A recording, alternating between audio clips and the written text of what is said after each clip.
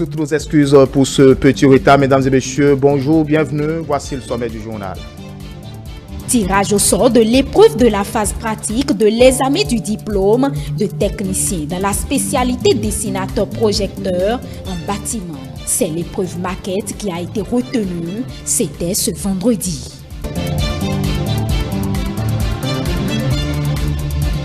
Les membres du conseil électoral sont entrés en fonction depuis ce jeudi. Quels sont les attributs du conseil électoral? Les précisions dans ce journal.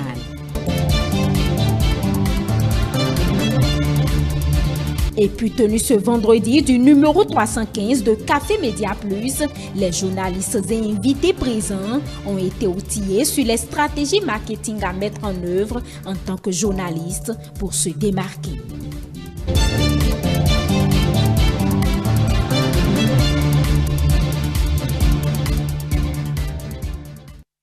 Merci de choisir Télé pour vous informer. La Côte d'Ivoire accueille ce jeudi la 20e reconstitution des ressources de l'Association internationale de développement IDA 2020. Au menu des échanges, la relance de l'économie de l'Afrique après la crise engendrée par la Covid-19. Le chef de l'État, Patrice Talon, y était. On fait le point avec Stélia Padonou. Ils sont plus d'une dizaine de chefs d'État à prendre part à cette réunion de haut niveau sur la 20e reconstitution des ressources de l'Association internationale de développement IDA 20. Cette reconstitution, dont la Côte d'Ivoire a accueilli les travaux, vise à soutenir une relance forte suite à la crise engendrée par la Covid-19 et à aider le continent africain à poursuivre sa transformation économique. Beaucoup reste encore à faire pour surmonter cette crise qui, comme nous le voyons ces temps-ci, est globale, avec plusieurs cycles.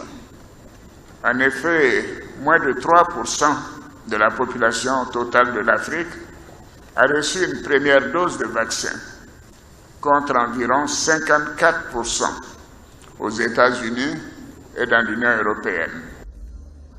C'est le lieu pour le président de la Commission de l'Union africaine de plaider pour une restructuration de la dette. Nous ne nous lasserons jamais d'appeler à une restructuration urgente de la dette, accompagnée d'une politique audacieuse allant au-delà de ce qui est prévu en matière de droits de tirage spéciaux pour soulager les besoins pressants de liquidités immédiates, pour l'achat des vaccins et pour jeter les bases de la relance économique.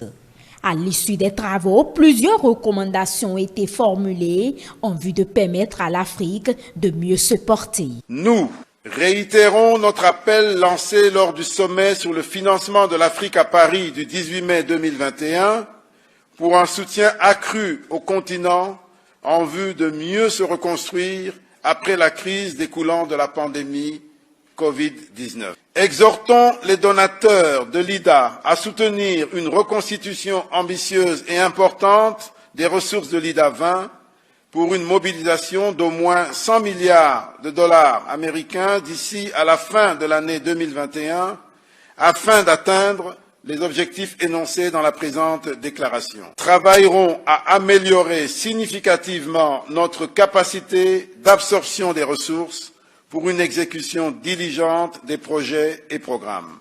Je voudrais adresser encore une fois mes remerciements à mes pairs, à mes homologues, au groupe de la Banque mondiale et à l'ensemble des personnalités qui ont participé à cette importante journée de plaidoyer pour la qualité de nos échanges et aussi pour leur disponibilité. Rappelons que l'IDA, une institution du groupe de la Banque mondiale, est l'une des plus importantes sources de financement pour lutter contre l'extrême pauvreté dans les pays aux revenus les plus faibles du monde. Elle accorde des prêts et des subventions à taux zéro ou faible à ces pays. L'objectif de ce mécanisme de financement est de stimuler la croissance économique, de renforcer la résilience et d'améliorer la vie des pauvres dans le monde. Depuis 1960, l'IDA a fourni environ 422 milliards de dollars pour des investissements dans 114 pays. Direction Porto Novo, le procès de Joël Aïvos s'est effectivement ouvert ce jeudi à la Cour de répression des infractions économiques et du terrorisme. Au thème des auditions, le dossier a été renvoyé au 5 août pour statuer sur la compétence ou non du juge et sur la liberté provisoire demandée par le collège avocat. Le récit avec Marouf Abiola et Paul Esther Saoussi. Joël Aïvos et ses co-accusés retournent en prison jusqu'au 5 août, date de la prochaine audience. C'est ce qui ressort du procès ouvert ce jeudi 15 juillet 2021. En effet, le procureur spécial près la Cour de répression des infractions économiques et du terrorisme a demandé au juge en charge du dossier de se déclarer incompétent et de renvoyer le dossier en instruction. Une demande face à laquelle a réagi le collège d'avocats de Joël Aïvos et ses co-accusés, poursuivis dans l'affaire blanchiment de capitaux et atteinte à la sûreté de l'État. Le procureur qui lui-même a indiqué que c'est devant un procès de flagrant délit, c'est lui-même encore qui aujourd'hui dit que non, il n'y a plus de flagrant délit, qu'il faut aller devant le juge d'instruction. Alors, 3 mois pour rien, Joël Aïvos a passé 3 mois en détention. En attendant, on attendait que bon, la procédure de flagrant délit allait passer aujourd'hui et que nous allons tous plaider le dossier, nous allons terminer avec ce dossier aujourd'hui. L'un des éléments évoqués par le procureur pour demander que la Cour se déclare incompétente est l'absence des accusés qui sont en fuite. Mieux, à la demande de liberté provisoire formulée par les avocats de Joël Aïvos, le ministère public dit qu'elle est prématurée et que les faits reprochés sont assez graves. Parce qu'il estime que c'est des faits criminels et qu'il y a quand même des choses, il y a encore une enquête à faire pour clarifier certaines choses. Et pour ce faire, c'est que le dossier doit être renvoyé devant le juge d'instruction où le juge d'instruction a la qualité de creuser, de faire des enquêtes. Le dossier a donc été renvoyé au 5 août pour statuer sur la compétence ou non du juge, de même que sur la liberté provisoire. Le juge ne peut pas suivre automatiquement la qualification que le procureur spécial donne aux faits. Le juge doit remuer les faits par lui-même avant de statuer. Rendez-vous donc au 5 août pour connaître la suite du procès. A noter que l'affaire trafic de drogue dans laquelle le DG de l'OCERTID est impliqué est renvoyé à la même date pour statuer également sur la compétence ou non du juge. Prochain démarre la phase pratique de l'examen du diplôme de technicien dans la spécialité dessinateur, projecteur en bâtiment. Déjà ce vendredi 16 juillet 2021, c'était l'étape du tirage au sort de l'épreuve. C'était au lycée technique Coulibaly de Cotonou. On fait le point. Mariette, candidate à l'examen du diplôme de technicien dans la spécialité projecteur en bâtiment désigné pour procéder au tirage de l'épreuve de la phase pratique de l'examen du diplôme de technicien dans la spécialité dessinateur-projecteur en bâtiment édition 2021. Après vérification minutieuse du contenant, place donc est faite au tirage proprement dit.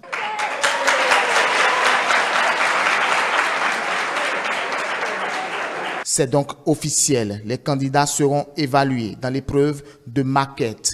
Il est à rappeler que le tirage au sort est une exigence de l'arrêté numéro 27/METFP/CAB/DEC/DET/DIPIT/SA du 1er octobre 2004 portant organisation des examens des diplômes de technicien. Pour ce qui concerne le diplôme de technicien spécialité dessinateur projecteur en bâtiment, les textes ont prévu que, après la première phase théorique qui donne la liste des admissibles, il y a lieu qu'on procède à une opération de tirage au sort entre 2 matières fondamentales. La matière dite maquette et celle dite dessin de conception. La réussite est le produit de quelques facteurs essentiels, ont rappelé les autorités présentes aux candidats. L'intérêt à aller vers cette phase pratique, c'est que les enseignants, par cet exercice, donnent l'occasion à la nation de s'assurer du savoir-faire des candidats concernés.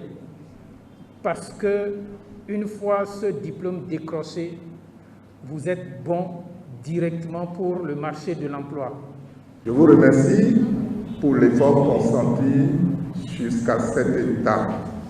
Mais je vous invite à redoubler d'efforts, à continuer jusqu'à l'obtention définitive de votre parchemin. C'est d'abord le travail pour tout candidat. Lorsque vous n'allez pas travailler, il n'y a pas de chance. Donc, dès qu'on va se séparer, mettez-vous au travail, remémorez-vous tout, organisez-vous pour vraiment aller au bout de ce qu'il faut. Il faut préciser que les candidats qui prennent part à cet examen du diplôme de technicien dans la spécialité dessinateur-projecteur en bâtiment seront évalués lundi prochain. C'est à l'ancien ministre de l'Intérieur et de la Sécurité publique qui est revenu la présidence du Conseil électoral. La cérémonie de passation de charge entre Saka Lafia et le président de la Sénat sortant, Emmanuel Tiando, s'est faite ce jeudi 15 juillet 2021. Reportage Stélia Padoun. Cérémonie solennelle à la Commission électorale nationale autonome Sénat. Elle marque la passation de charge entre Emmanuel Tiando et son équipe et le Conseil électoral. Occasion pour faire le bilan des 7 ans passés à la tête de cette institution en charge des élections. Au total, 6 élections ont été organisées à raison de 2 présidentielles, 2 législatives et 2 communales. À son successeur, Emmanuel Tiando a suggéré quelques recommandations. Face à la délicatesse de votre mission, je ne pourrais que vous suggérer 3 recommandations. Le respect des textes, la cohésion en votre sein et être à l'écoute de votre conscience. Connaissant vos grandes expériences, vos qualités humaines, morales et intellectuelles et votre engagement à la cause de la République, j'ai la conviction que votre mission sera couronnée de succès et que vous saurez relever les défis de l'organisation des élections justes, transparente, crédible et pacifique dans notre pays. Plein succès à votre mandat et vivement que la déesse roumaine Fortuna vous accompagne tout au long de votre séjour à la Sénat. Le témoin vient ainsi d'être passé. Conscient des enjeux, le nouveau président du Conseil électoral s'exprime en ces termes. Il n'y a pas d'honneur plus grand que celui d'être reconnu par la qualité du travail abattu. Je vous en sais gré et vous exhorte à poursuivre sur cette même dynamique pour qu'ensemble, nous relevions les nouveaux défis qui nous attendent. Je prends l'engagement avec mes collègues et mes pairs de poursuivre l'œuvre entamée en synergie d'action avec toutes les parties prenantes aux élections. Je sais que le cycle électoral ne nous laisse pas beaucoup de temps. Une nouvelle échéance pointe déjà à l'horizon. Il s'agit des élections législatives de 2023. Vous constituez désormais une armée de réserve à laquelle on peut recourir pour bénéficier de votre immense expérience en cas de besoin. La page Emmanuel Tiando se ferme. Une lourde responsabilité est confiée à Saka Lafia et son équipe. Dans la cérémonie de passation de charge entre Saka Lafia, le nouveau président du Conseil électoral, et le président sortant de la Sénat, Emmanuel Tiando. Un reportage signé Céline Borvier. Le Conseil ainsi installé, que peut-on alors comprendre de ses attributs? On suit ce commentaire. De l'Intérieur et de la Sécurité publique a désormais la lourde responsabilité et le nouvel organe de direction de la commission électorale. Elle est constituée de 2 instances, à savoir le Conseil électoral et la Direction générale des élections. En parlant du Conseil électoral, il est l'organe chargé de direction et de supervision. Quant à la Direction générale des élections, elle est chargée de la conduite des activités électorales. Ses membres seront recrutés par le Conseil électoral par appel à candidature. Saka Lafia siège au sein du Conseil au titre du représentant de la majorité parlementaire et Nicolas Soba, le rapporteur, est désigné par les magistrats. Deux responsables de partis politiques ont déposé leur démission. Il s'agit de Théophile Yarou de la Force Cori pour un Bénin émergent et Sévis Béo Aguiar du parti Moël Bénin. Que comprend de ces démissions? Voici le commentaire de Aziza Chamou. L'ancien secrétaire exécutif national adjoint de la Force Cori pour un Bénin émergent FCBE, Théophile Yarou, a déposé sa démission ce mercredi 14 juillet 2021. Ceci à travers un exploit du dossier déposé au secrétaire national exécutif du parti. À en croire le démissionnaire, citation, « Cette décision est la résultante des profonds désaccords de gouvernance au sommet du parti qui ont conduit le 29 janvier 2021 à un avertissement suivi d'une suspension le 4 février 2021 dont ni les motifs ni les copies ne lui ont été notifiés. Du côté du mouvement des élites engagées pour l'émancipation Moël Bénin de Jacques Ayadji, une nouvelle démission a été enregistrée. Il s'agit de celle de Sévis Béo Aguiar en date du 13 juillet 2021 dans sa lettre qui a pour objet, citation, « Dénonciation de fonctionnement et retrait du parti », le désormais ancien secrétaire général du parti dit ne plus être en odeur de sainteté avec le mode de gouvernance. Il faut rappeler que cette énième démission au sein de Moël Bénin fait suite à celle de Julien Gbagidi et Gbetoro Albert Bokor. Tenu ce vendredi du numéro 315 du Café Média Plus, les journalistes et invités présentés ont été outillés sur les stratégies marketing à mettre en œuvre en tant que journaliste pour se démarquer. On fait le point avec Céline Bovi. Positionnement média, quelle stratégie marketing pour se démarquer? C'est l'une des thématiques abordées au cours de ce numéro 315 de Café Média Plus. Les professionnels des médias ont été outillés sur les stratégies de marketing pouvant leur permettre d'être en phase avec leur audience. Comment moi je fais en tant que presse pour que ce soit plutôt moi qui donne l'information et non les autres, pour qu'on dise, qu'on associe mon nom à cela, parce qu'on parle de plus en plus de contenu, les gens sont attirés plus par les contenus, etc. Il y a TikTok. Comment j'exploite TikTok pour vendre mes contenus? Et puis si je suis journaliste et que même si l'ORTB ne me permet pas d'être vu, je peux être vu par 2 millions de personnes en m'amusant avec l'information, en donnant l'information d'une autre manière. Et ce qu'on vend désormais, ce n'est plus le contenu seul, mais c'est le contenu et l'audience. Tout le monde voit. Plus tu as d'audience aujourd'hui, j'ai comme l'impression que tu as plus d'argent. Les participants à cette causerie ont eu également droit à une communication portant sur la santé et les médias. Béli Gangbe, invité d'honneur pour ce second panel, expose ici les bienfaits du gobelet alcanéique. J'ai été témoin de l'efficacité de ce gobelet. C'est un gobelet qui permet de transformer une eau acide en une eau alcalinée. Vous savez tous que l'eau que nous buvons de manière courante, de manière habituelle, c'est de l'eau à pH très très faible. Or, lorsque dans un organisme à pH faible, les virus s'épanouissent en toute sérénité dedans. Ils dansent la lambada, ils sont fiers de faire partie de cet organisme où, baigné par une eau acide.